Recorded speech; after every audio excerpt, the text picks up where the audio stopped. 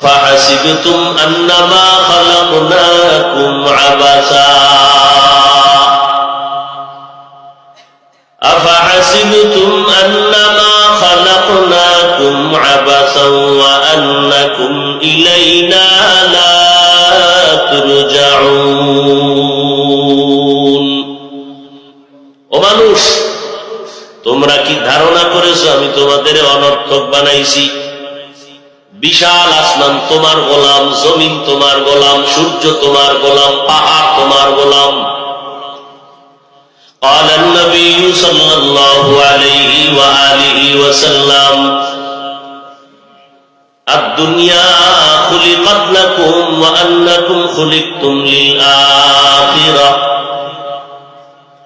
পয়গম্বর বলেন, উম্মত,